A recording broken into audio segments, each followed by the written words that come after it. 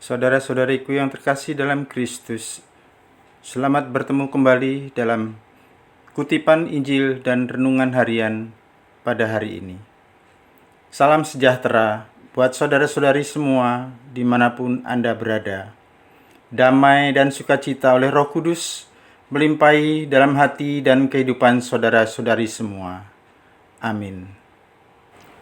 Saudara-saudari yang terkasih, sebelum kita mendengarkan sabda dan renungan Tuhan pada hari ini, marilah kita berdoa. Dalam nama Bapa dan Putra dan Roh Kudus. Amin. Bapa yang Maha Kuasa dan kekal, tanamkanlah dalam diriku kesadaran akan kasih-Mu yang mengatasi segala dosa dan kelemahanku. Semoga aku beroleh kekuatan untuk selalu berbuat baik kepadamu, seperti Musa yang selalu dekat padamu. Berkatilah hidupku dan keluargaku, serta semua orang yang kujumpai hari ini. Demi Kristus, Tuhan dan pengantara kami. Amin. Bacaan pertama dikutip dari Kitab Putra Sirak, bab 27 ayat 30 sampai bab 28 ayat 9. Dendam, kesumat, dan amarah sangatlah mengerikan, dan orang berdosalah yang dikuasainya. Siapa saja yang membalas dendam akan dibalas oleh Tuhan. Tuhan dengan seksama memperhitungkan segala dosanya. Ampunilah kesalahan sesama, niscaya dosa-dosamu pun akan dihapus juga, jika engkau berdoa. Bagaimana gerangan orang dapat memohon penyembuhan pada Tuhan jika ia menyimpan amarah kepada sesama manusia? Bolehkah ia mohon ampun atas dosa-dosanya kalau ia sendiri tidak menaruh belas kasihan terhadap seorang manusia yang sama dengan dia? Dia hanya daging belaka, namun ia menaruh dendam kesumat. Siapa gerangan yang akan mengampuni dosa-dosanya? Ingatlah akan akhir hidup dan hentikanlah permusuhan. Ingatlah akan kebusukan serta maut, dan hendaklah setia kepada segala perintah. Ingatlah akan perintah-perintah dan jangan mendendami sesama manusia. Hendaklah kamu ingat akan perjanjian dari Yang Maha Tinggi, lalu ampunilah kesalahan sesama. Jauhilah pertikaian, maka engkau mengurangkan jumlah dosa. Sebab orang yang panas hati mengobar-ngobarkan pertikaian. Orang yang berdosa mengganggu orang-orang yang bersahabat dan melontarkan permusuhan di antara orang-orang yang hidup dengan damai. Demikianlah sabda Tuhan. Syukur kepada Allah. Tuhan adalah pengasih dan penyayang, panjang sabar dan berlimpah kasih setia. Pujilah Tuhan, hai jiwaku, pujilah namanya yang kudus, hai segenap batinku. Pujilah Tuhan, hai jiwaku, janganlah lupakan segala kebaikannya. Tuhan adalah pengasih dan penyayang, panjang sabar dan berlimpah kasih setia. Dialah yang mengampuni segala kesalahanmu dan menyembuhkan segala penyakitmu. Dialah yang menebus hidupmu dari liang kubur dan memahkotai engkau dengan kasih setia dan rahmat. Tuhan adalah pengasih dan penyayang, panjang sabar dan berlimpah kasih setia. Tidak terus-menerus ia murka, dan tidak untuk selama-lamanya ia mendendam.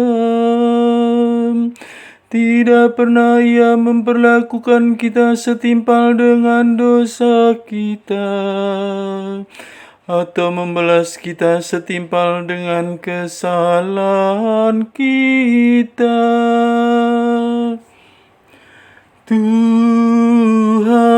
adalah pengasih dan penyayang, panjang sabar dan berlimpah kasih setia. Setinggi langit dari bumi, demikianlah besarnya kasih setia Tuhan atas orang-orang yang takwa kepadanya. Sejauh timur dari barat, demikianlah pelanggaran-pelanggaran kita dibuangnya. Tuhan adalah pengasih dan penyayang, panjang sabar dan berlimpah kasih setia.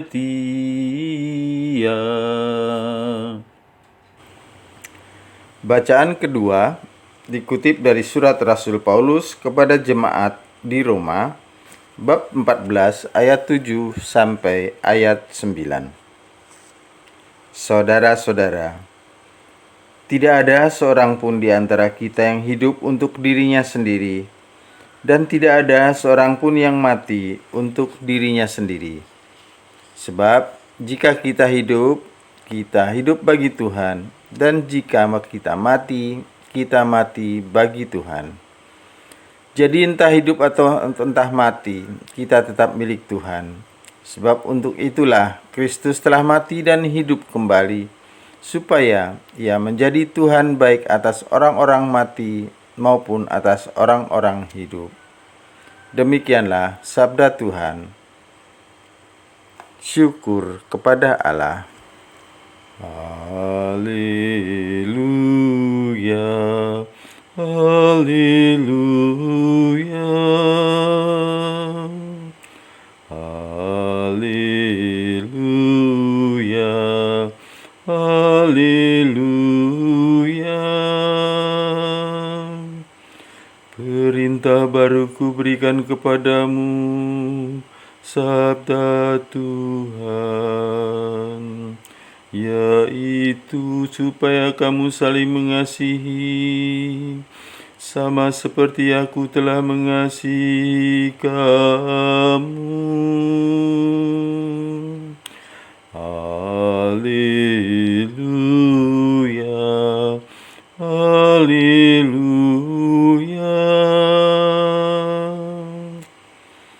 Semoga Tuhan beserta kita sekarang dan selama-lamanya.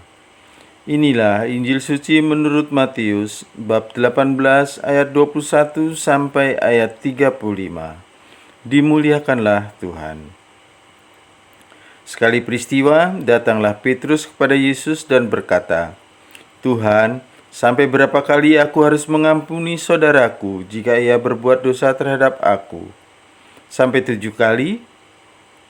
Yesus berkata kepadanya, "Bukan, aku berkata kepadamu, bukan sampai 7 kali, melainkan sampai 70 kali 7 kali.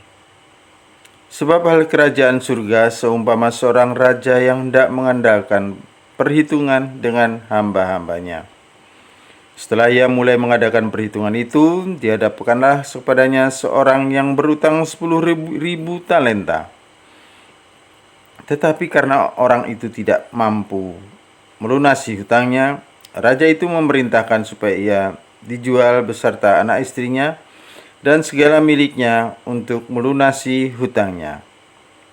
Lalu sujudlah hamba itu menyembah dia, katanya, sabarlah dahulu, segala utangku akan aku lunasi. Tergeraklah hati raja itu oleh belas kasihan, sehingga ia membebaskannya dan menghapuskan utangnya. Tetapi ketika hamba itu keluar, ia bertemu dengan seorang hamba lain yang berutang 100 dinar kepadanya. Ia menangkap dan mencekik kawannya itu, katanya, bayar utangmu. Lalu sujudlah kawannya itu dan memohon kepadanya, sabarlah dahulu, utangku itu akan aku lunasi. Tetapi dia menolak dan menyerahkan kawannya itu ke dalam penjara, sampai dia melunasi utangnya.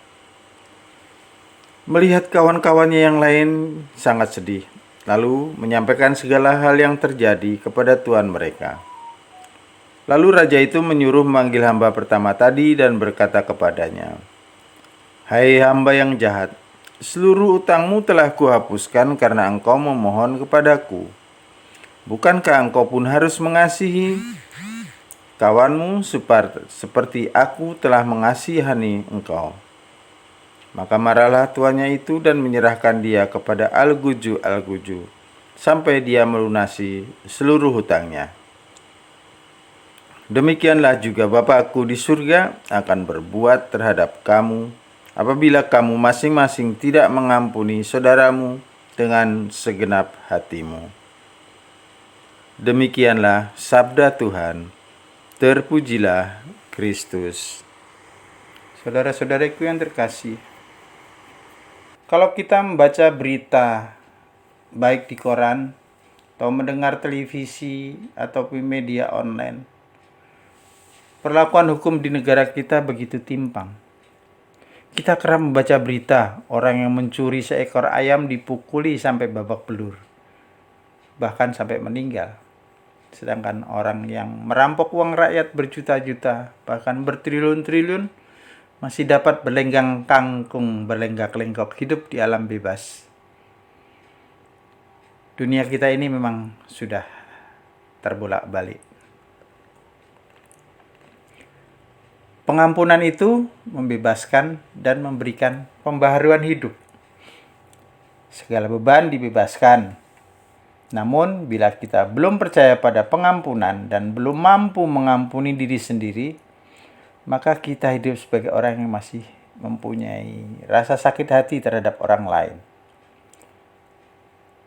Tanda-tanda sakit hati itu bisa muncul dalam bentuk misalnya masih mengingat-ingat atau bahkan menceritakan kejadian orang lain terus-menerus. Kita selalu menghitung-hitung kesalahan orang. Kepercayaan bahwa Allah mengampuni itu bukan karena usaha kita, tetapi karena belas kasih Allah. Sebelum kita percaya pada belas kasih Allah, usaha apapun dari kita untuk bisa mengampuni adalah kesia-siaan. Mengampuni merupakan pilihan sikap hidup yang begitu rumit. Karena itu, Petrus membutuhkan satu ukuran yang pasti sebagai pegangan, agar dia bisa mengatur segenap kemampuannya untuk melakukan hal tersebut. Dia meyakini bahwa apabila dirinya telah mampu memenuhi tuntutan kuantitatif tertentu, maka selesailah sudah tugasnya untuk mengampuni orang yang bersalah kepadanya. Nah, persoalannya, Petrus adalah saling mengampuni antar sesama manusia, sikap, dan Yesus menyikapi pertanyaan muridnya tentang pengampunan yang harus diberikan terus-menerus.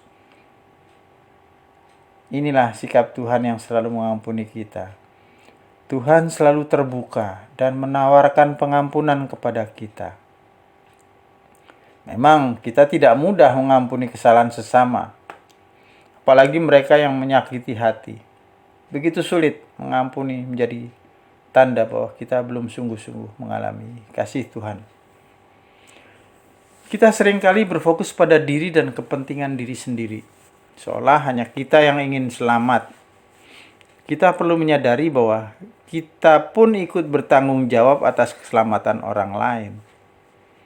Sebagai orang yang telah mengalami kasih Tuhan, kita perlu membagikannya kepada yang lain, yakni dalam pengampunan dan memaafkan sesama kita. Inilah saat yang baik, yakni dalam masa pertobatan, untuk berbenah diri dan siap untuk menerima pengampunan dari Tuhan dan siap memberi pengampunan kepada sesama. Sebab pengampunan selalu memberi ketenangan hati dan sukacita.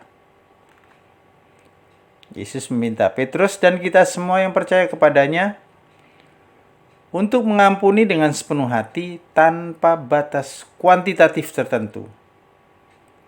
Batasan kuantitatif tertentu mengungkung diri dan meminimalisasi kreativitas manusia untuk mengampuni dengan sepenuh hati.